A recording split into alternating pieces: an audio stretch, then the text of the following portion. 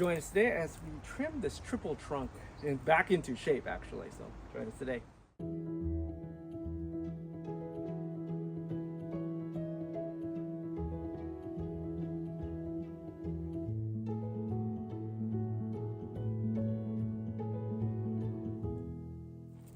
Welcome back everybody, and of course this is about late spring.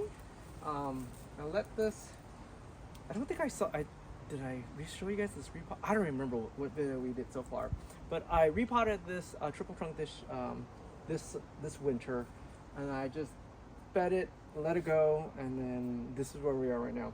So ideally right now what I want to do is cut the nodes back down to 1 or 2 nodes, shrink the silhouette back down to where I want to, expose a little more light going into late spring, and they should push another growth right around May.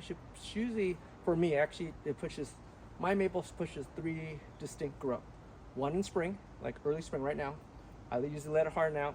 I cut it back again around May to June. I'll hit another flush, and then usually around October. Yeah, you heard me right. October. Sometimes I'll push a second or a tertiary growth out, and then hopefully at that time it kind of remembers it needs to shut down for winter time. So right now we're doing that first flush, so I'm going to cut it back. I usually like working with the apex working down, and then this is a great opportunity to kind of look for powdery mildew, diseases like that. So I usually at the top is 1 or 2 nodes, and then I'll usually work my way down, up sometimes,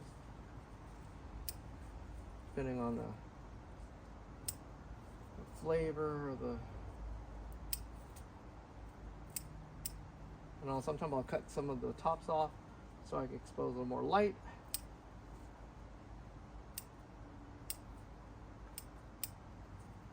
Again, this year season's really weird, as we got really hot really early, and then we got hail right after, like the week after. So not sure how the rest of the world looks like right now, but if you're doing bonsai, leave it in a comment what adversity has you guys gone through this year.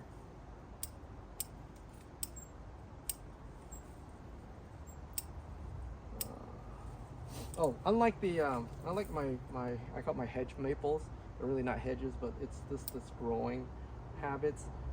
Usually like a wild type like this, wild type, natural, a non-sport, dwarf, just a regular mill Japanese maple. I don't hedge cut them. Reason why is they do not grow the same way as like the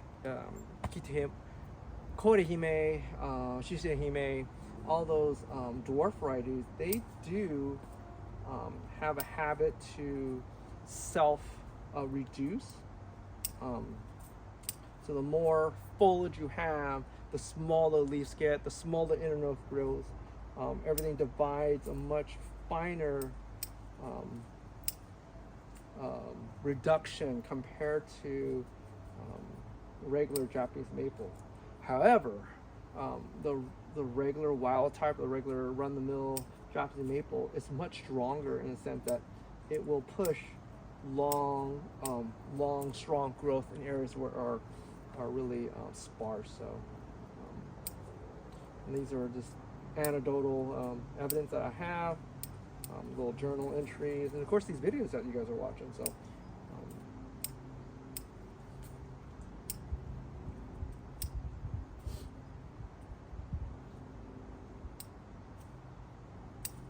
So again, down to the first node, first of 2 nodes, direction of pruning, more than 1 leaf. You can see I'm just cutting a leaf open.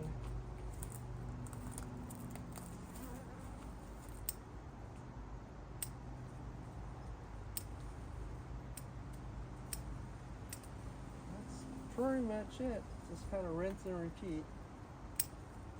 A lot of the strong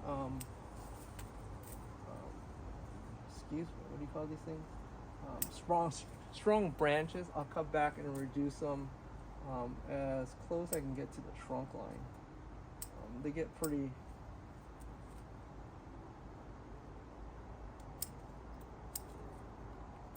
kind of linky. Of course, any strong branches, I'll make sure I'll find the closest node to the center.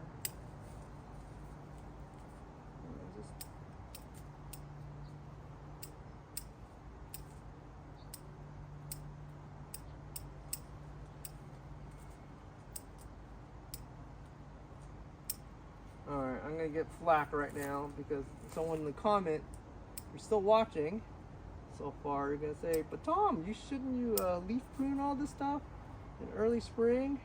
Answer is yes, I should have leaf pruned this guy early spring. However, I have a life, just like you guys.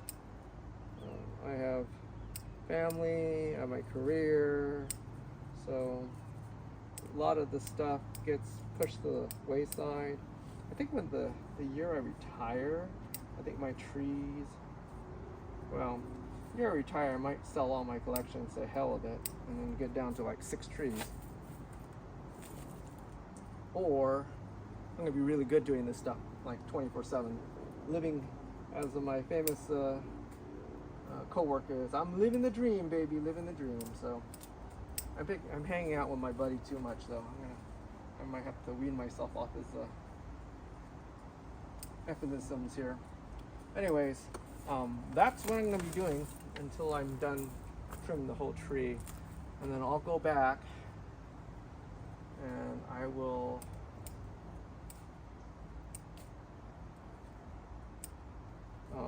leaf prune like I'm doing right now, so I can get a little more light into this little hedge of a maple.